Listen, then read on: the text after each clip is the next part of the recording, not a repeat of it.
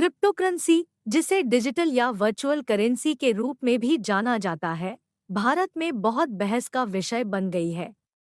जबकि कुछ का मानना है कि इसमें वित्तीय क्षेत्र में क्रांति लाने की क्षमता है, अन्य इसे पारंपरिक बैंकिंग और वित्तीय संस्थानों के लिए खतरे के रूप में देखते हैं।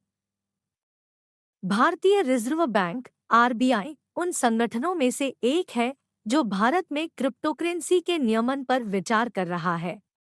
हाल के वर्षों में वैश्विक स्तर पर क्रिप्टोकरेंसी का उपयोग बढ़ा है और भारत कोई अपवाद नहीं है। बिटकॉइन, सबसे प्रसिद्ध क्रिप्टोकरेंसी, ने निवेश विकल्प और भुगतान के साधन के रूप में लोकप्रियता हासिल की है। इसके बढ़ते उपयोग के बावजूद आरबीआई क्रिप्टोकरेंसी के बारे में सतर्क रहा है, विशेष रूप से मनी लॉन्ड्रिंग, आतंकवादी वित्तपोषण और उपभोक्ता संरक्षण के बारे में चिंताओं के कारण। आरबीआई ने भारत में क्रिप्टोकरेंसी को रेगुलेट करने के लिए पहले ही कुछ उपाय कर लिए हैं। 2018 में केंद्रीय बैंक ने एक परिपत्र जारी किया जिसने विनियमित संस्थाओं को आभासी मुद्राओं में व्यवहार करने से प्रतिबंधित कर दिया। इसने प्रभावी रूप से बैंकों के लिए क्रिप्टोकरेंसी एक्सचेंजों और व्यापारियों को सेवाएं प्रदान करना अवैध बना दिया।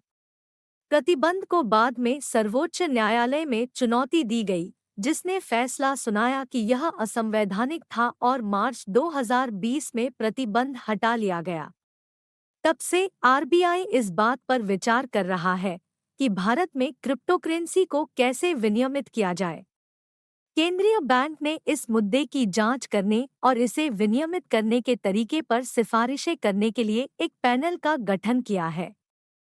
कथित तौर पर पैनल कई विकल्पों पर विचार कर रहा है, जिसमें क्रिप्टोकरेंसी पर एक व्यापक प्रतिबंध, मौजूदा कानूनों के तहत विनियमन और एक नए नियामक ढांचे का निर्माण शामिल है।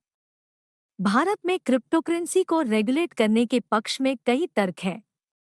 सबसे पहले, विनियमन अवैध गतिविधियों जैसे मनी लॉन्ड्रिंग और आतंकवादी वित्तपोषण को रोकने में मदद करेगा। यह न केवल वित्तीय प्रणाली की सुरक्षा सुनिश्चित करने के लिए बल्कि उपभोक्ताओं के हितों की रक्षा के लिए भी महत्वपूर्ण है। दूसरे, विनियमन क्रिप्टोकरेंसी की स्थिति पर स्पष्टता प्रदान करेगा और व्यवसायों के लिए इस स्थान पर काम करना आसान बना देगा। इससे बाजार में सभी खिलाड़ियों के लिए एक स्तरीय खेल मैदान बनाने में भी मदद मिलेगी। इसके अलावा, विनियमन सरकार को क्रिप्टोकरेंसी लेनदेन पर कर लगाने की अनुमति देगा, जो देश के राजस्व को बढ़ाने में मदद करेगा। यह भारत में विशेष रूप से महत्वपूर्ण है, जहां सरकार मौजूदा आर्थिक संकट के कारण राजस्व की कमी का सामना कर रही है। अंत में, विनियमन क्रिप्टोकरेंसी के सुरक्षित और जिम्मेदार उपयोग के लिए एक रूपरेखा प्रदान करेगा, जो इस नए परिसंपत्ति वर्ग में उपभोक्ता विश्वास बढ़ाने में मदद करेगा। हालांकि भारत में क्रिप्टोकरेंसी को विनियमित करने के खिलाफ तर्क भी हैं। सबसे पहले, नियमन नवाचार को रोक सकता है और नए खिलाड़ियों के लिए बाजार में प्रवेश करना मुश्किल बना सकता है। यह व्यक्तियों के लिए निवेश के नए अवसरों तक पहुंच को और अधिक कठिन बना सकता है।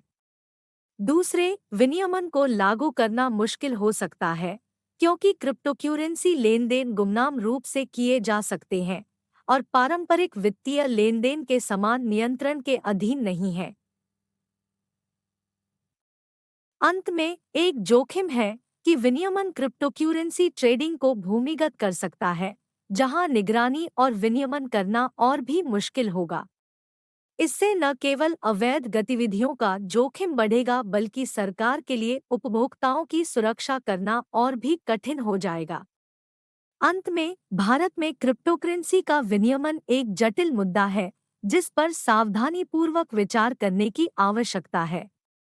जबकि विनियमन में कई लाभ प्रदान करने की क्षमता है, जैसे कि अवैध गतिविधियों को रोकना और राजस्व में वृद्धि करना, इसमें कई कमियां भी हैं, जैसे कि नवाचार को रोकना और व्यापार को भूमिगत करना।